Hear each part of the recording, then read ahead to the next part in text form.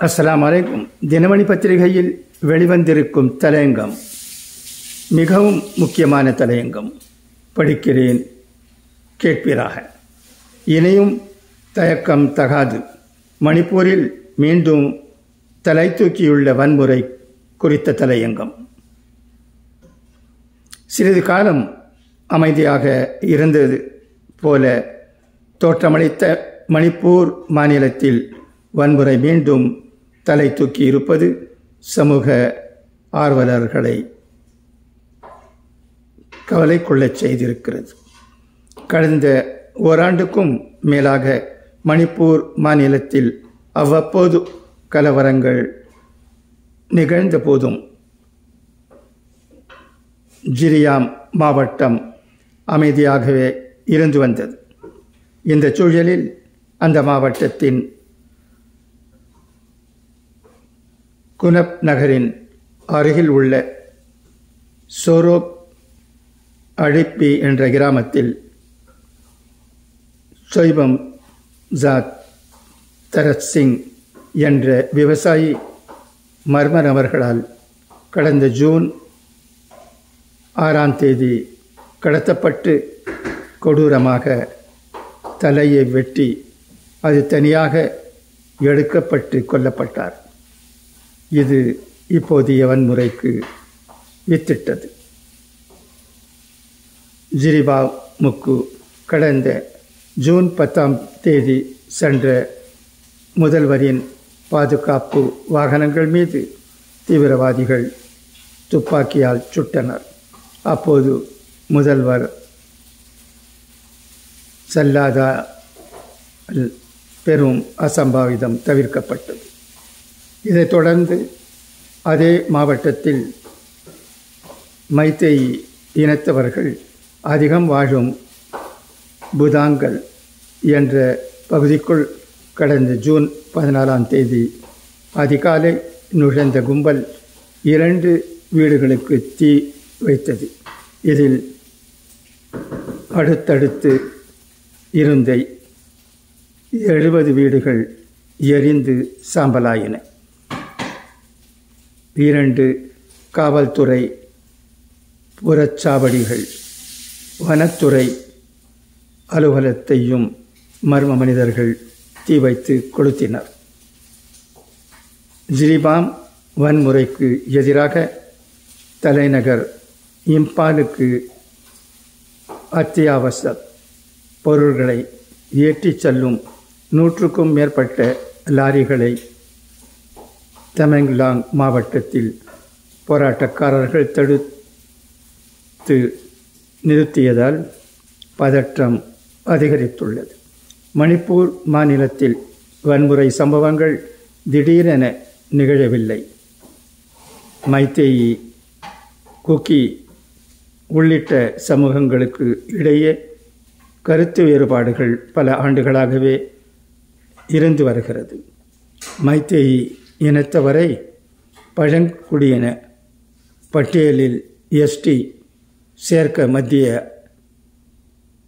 அரசுக்கு பரிந்துரைக்குமாறு மாநில அரசுக்கு அந்த மாநில உயர் நீதிமன்றம் கடந்த 2023ஆம் ஆண்டு மார்ச் 27இல் உத்தரவிட்டது.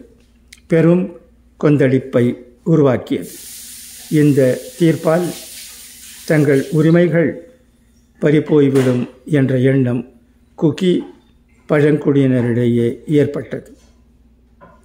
இந்த தீர்ப்பை எதிர்த்து சுராச்சந்த்பூர், தமெங்லாங் உள்ளிட்ட மலை மாவட்டங்களில் மணிப்பூர் அனைத்து பழங்குடி என மாணவர் அமைப்பால் 2023 மே 3ஆம் தேதி நடத்தப்பட்ட பேரணி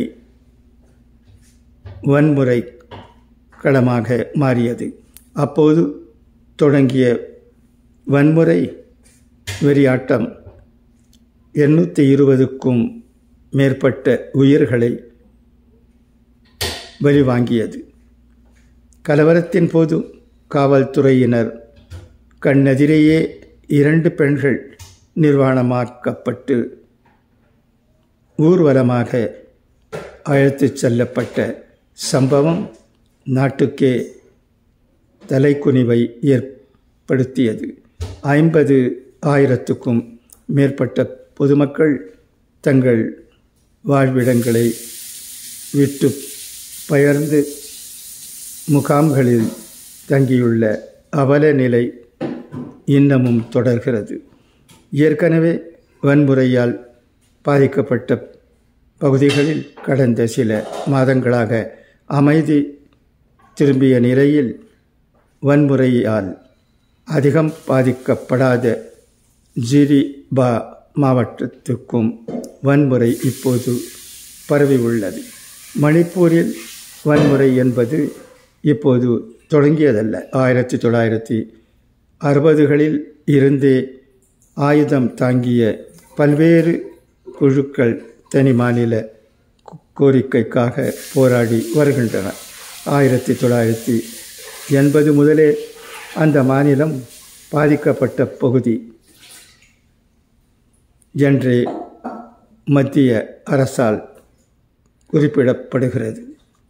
இப்போதைய கலவரத்துக்கு உயர் நீதிமன்ற தீர்ப்பு காரணம் என்று ஒரு தரப்பினர் கூறினாலும் அந்த மாநிலத்தில் பல ஆண்டுகளாக கஞ்சா பயிரிட்டு கொழுத்து வரும் கும்பல் மீது மாநில அரசு எடுத்த நடவடிக்கைகளும் காரணம் என மற்றொரு தரப்பினர் கூறுகின்றனர். மணிப்பூர் காவல்துறையினர் தங்களுக்கு எதிரான மனநிலையில் உள்ளனர் என்று குக்கி சமூகத்தினரும் அஸ்ஸாம் ரைஃபிள்ஸ் போன்ற மத்திய படையினர் தங்களுக்கு எதிராக உள்ளனர் என மைத்தேயி சமூகத்தினரும் மாறி மாறி குற்றஞ்சாட்டி வருவதும் பிரச்சனை நீடிப்பதற்கு காரணமாக உள்ளது. ஆயுதம் ஏந்தி போராடி வரும் குழுக்கள் உள்ளூர் மக்களை தூண்டி விடுவதால் பல சந்தர்ப்பங்களில் காவல்துறையினருக்கு அல்லது இராணுவ வீரர்களுக்கு எதிராக பெண்கள் அணி திரள்வது வன்முறையை கட்டுப்படுத்துவதில் பெரும் சவாலாக ஆகியுள்ளது. கடந்த ஓராண்டாக மணிப்பூர் மாநிலம் அமைதியாக இயங்குகிறது. அங்குள்ள மக்கள் பதவி கோரி கூக்குரல் எழுப்புகின்றனர். இந்த பிரச்சனைக்கு அரசு முன்னுரிமை அளிக்க வேண்டும் என்று மகாராஷ்டிரா மாநிலம் நாகபுரியில் RSS தொண்டர்களின் பயிற்சி முகாம் நிறைவு நிகழ்ச்சியில் அந்த அமைப்பின் தலைவர் டாக்டர் மோகன் பாகவத் பேசியது மத்திய அரசின் கவனத்தை ஈர்த்துள்ளது. மணிப்பூர் நிலவரம் குறித்து மத்திய உள்துறை அமைச்சர் அமித்ஷா தலைமையில் புதுதில்லியில் திங்கட்கிழமை ஜூன் 17 ஆய்வுக் கூட்டம் நடத்தப்பட்டது. மைத்தேயி, குக்கி ஆகிய இரு சமூகத்தினரிடமும் விரைவில் பேச்சுவார்த்தை நடத்தப்படும் என்றும் அமித்ஷா அறிவித்துள்ளார். மாநிலத்தில் இப்போது 36,000க்கும் மேற்பட்ட இராணுவ வீரர்கள் பாதுகாப்புக்காக குவிக்கப்பட்டுள்ளனர். இராணுவ வீரர்களை குவிப்பதால் தற்காலிகமாக அமைதி ஓரளவு நிலை நாட்டப்படலாம்.